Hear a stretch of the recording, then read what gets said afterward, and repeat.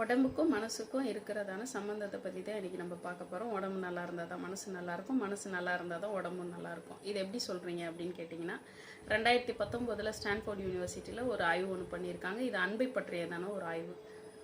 இதுவரையும் நம்ம வித்தியாசமான ஆய்வுகளை பற்றி பார்த்துருக்கோம். இந்த ஆய்வு ரொம்பவே வித்தியாசமான ஆய்வு. இதில் என்ன முக்கியமாக சொல்கிறாங்கன்னா, 2500 பேரை சாம்பிள் எடுத்திருக்காங்க. ஒருத்தர் 2 பேர் இல்லை, 2500 பேரை 111 நாடுகளில் இருந்து சாம்பிள் எடுத்து, அதில் அந்த 2500 பேர் மற்றவர்களை நேசிக்கிறவர்களாக இருந்தார்களாம். எப்படின்னா, அவங்க மற்றவங்கள லவ் பண்ணுறாங்க நம்ம பாஷையில், சரிங்களா? அந்த மாதிரி லவ் பண்ணுற ஒரு 2500 பேரை எடுத்து ஜென்ரல் பாடி செக்கப் அப்படின்னு சொல்லப்படுகிறதான ஒரு செக்கப்பை இந்த 2500 பேருக்கும் பாடி ஸ்க்ரீனிங் கொடுக்குறாங்க, சரிங்களா? அப்போ அவங்களோட எல்லாரோடைய ரிசல்ட்டை வாங்கி பார்க்கும்பொழுது அவங்க பார்த்திங்கன்னா ஹெல்த்தியாகவும் சைக்காலஜிக்கல் ரொம்ப ஸ்ட்ராங்காகவும் ரொம்ப நல்லாவும் இருக்கிறத ரிப்போர்ட்டுகள் என்ன பண்ணுறதுன்னா தெரியப்படுத்துது, சரிங்க?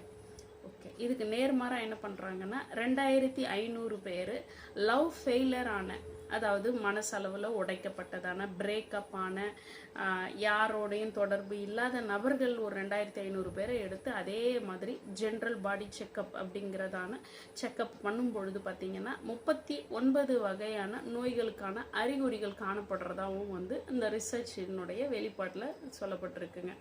ஸோ இதிலிருந்து என்ன தெரியுதுன்னு பார்த்திங்கன்னா,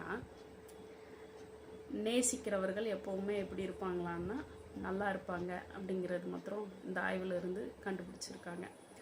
நீங்கள் ரொம்ப நாளைக்கு ரொம்ப நல்லா இருக்கணும், நோய் இல்லாமல் இருக்கணும் அப்படின்னா நீங்கள் என்ன பண்ணணுன்னா மற்றவங்கள நேசிக்கணுங்க.